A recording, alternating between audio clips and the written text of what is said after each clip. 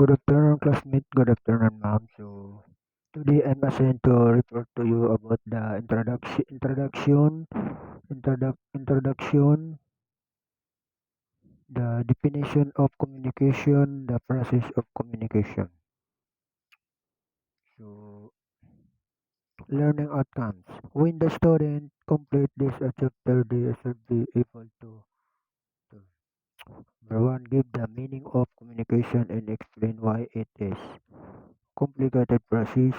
Number two, recall the element of communication and identify them in different texts.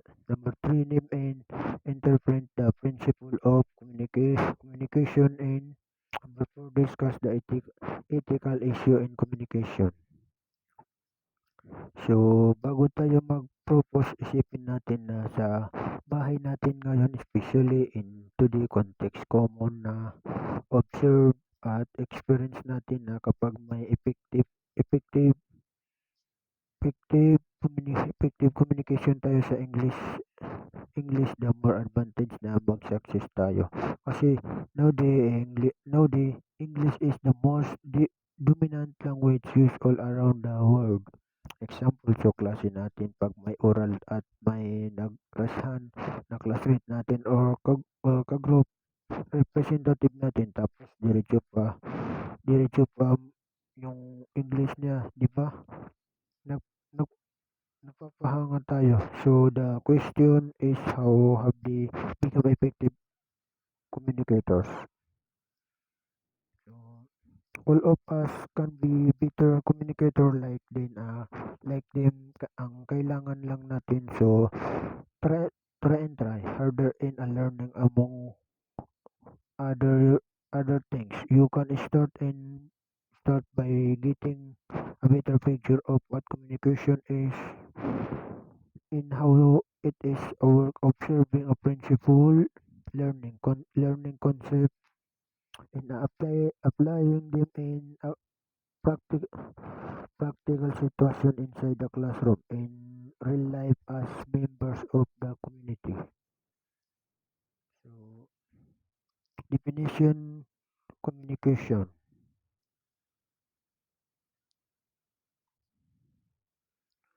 The word of communication itself provides a clue to what it is a common implies something in common. In a question such as understanding, so communication hints at the meaning a common understanding of something this on Samo 2013. Sailor and Abel 1999 defined it was the simultaneous sharing and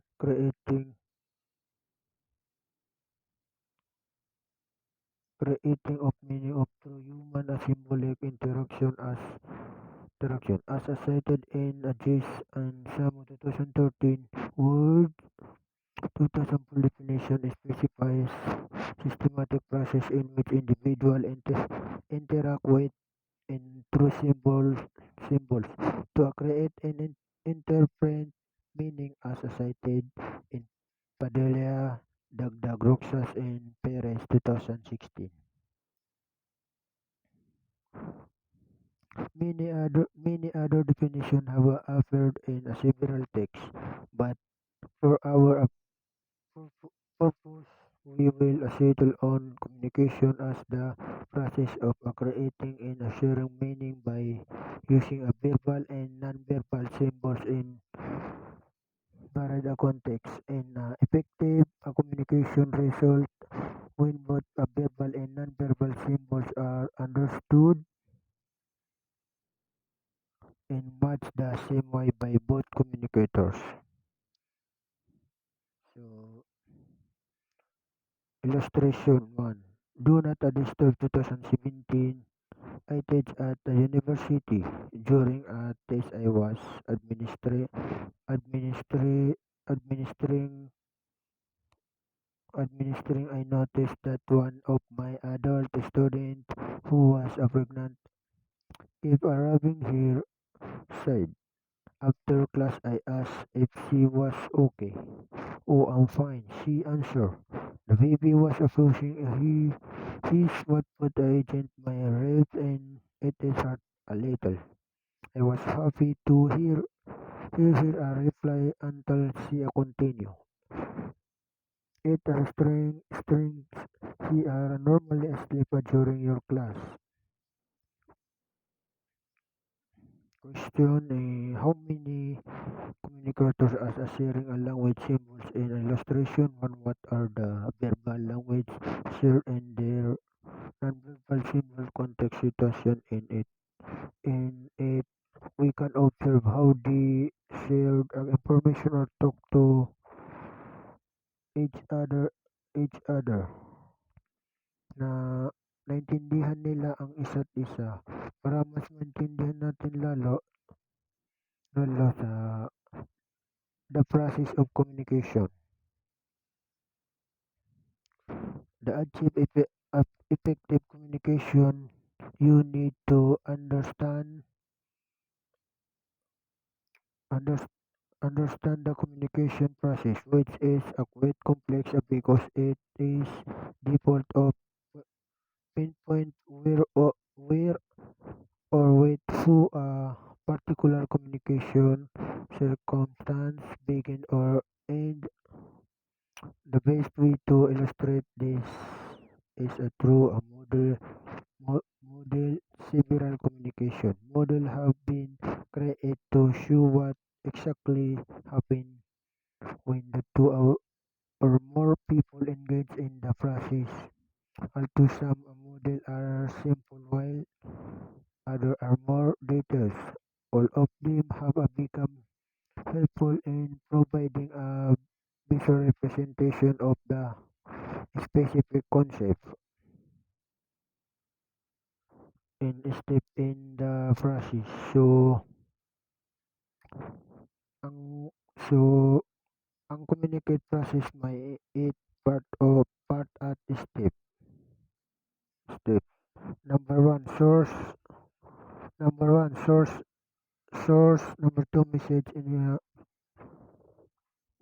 Number three encoding channel, decoding receiver, feedback at context. So ang process is not as simple as what we can see in the model kasi sa bawat step na yan may may problema or barrier na nangyayari na kailangan natin ma-address for us a make a e- effective communication possible. Una ay ang source.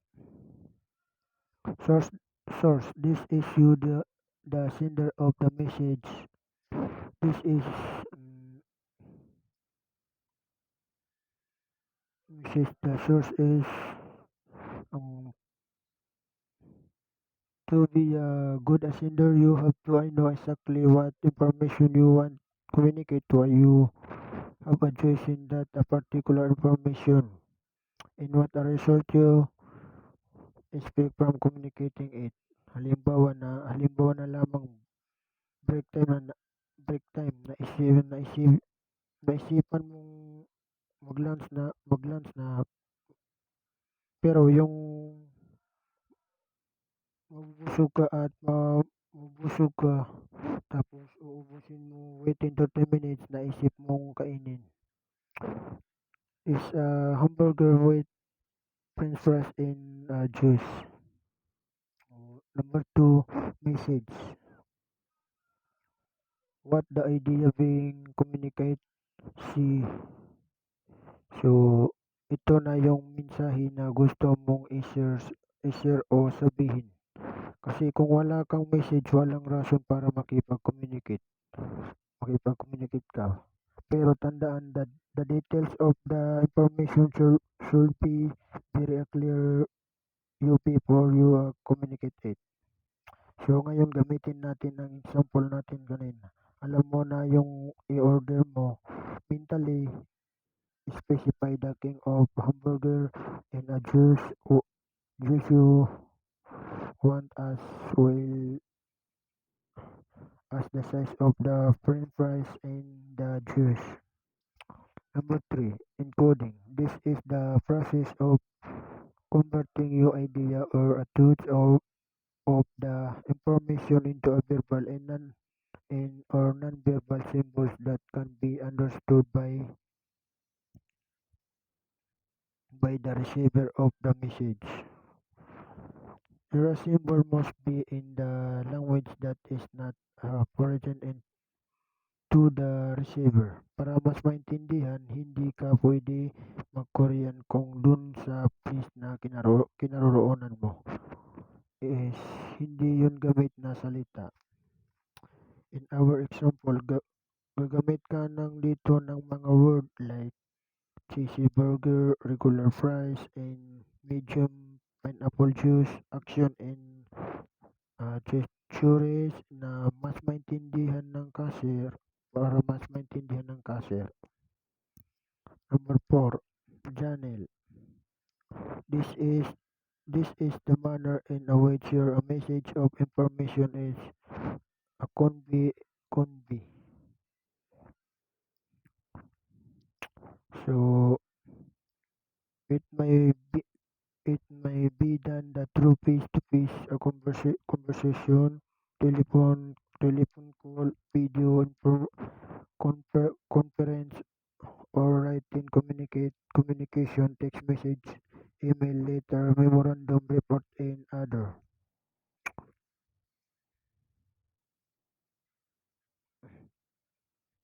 So, in our example, para maka-order ka of course, kailangan mo kailangan mo kausapin face to face. Imagine yung sitwasyon sa Jollibee counter. Pag-order tayo, di ba, we talk to them face to face.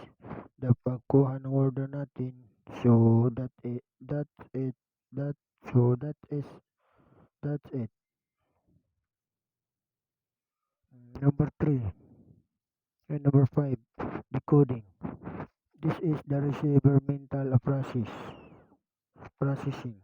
of your message into the meaning suggested by the verbal and or non-verbal symbols you use as a sender. So to be able to this he need to get an accurate picture of the message. Halimbawa, ang cashier na kukuha ng order mo, alam at familiar sa menu ng fast food store na yon para walang mistake na mangyari at clearly understand what you order and want. Number six is receiver. This is the person or group of people who will get your message.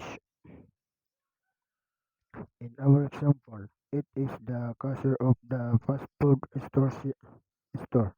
Siya yung receiver. Receiver kasi siya yung pinagsasabihan mo ng message. So, number seven, feedback. This is the receiver response to your message. So, pag nag-response na yung cashier sa message mo, yun ang feedback. If you get your desired result na communication at a successful, otherwise the communication fails. Pag nangyari to, hanapin mo kung saan ka nagkamali, saan ka nag na, saan ka nag-error, or always remember to learn from your mistake and strive to do better next time. Kung natanggap mo ang hamburger, french fries, and a juice exactly the way you want them, your communication with the cashier is a success. Number eight, context. This refers to the situation in which a communication take place. It includes so A, the environment, the location, time of the day, temperature. B, the relationship between the communicators, you as sender and the other person as a receiver. such as teacher in a student booth in a subordinate parent and a child assembling our affairs. C. Their respective culture, background, and past references. In D. The topic a subject of other communication, full in 1977, as cited in a GEC Assam 2013. The context in our the, con, the context in our example include the fast food store before noon with the temperature for getting warmer despite the cold hour coming from the nearby air conditioner of the communicators equal of or relationship as a customer and a cashier. They're having a different culture in past and a reference in the ordering of food. Thank you for listening. Thank you, ma'am.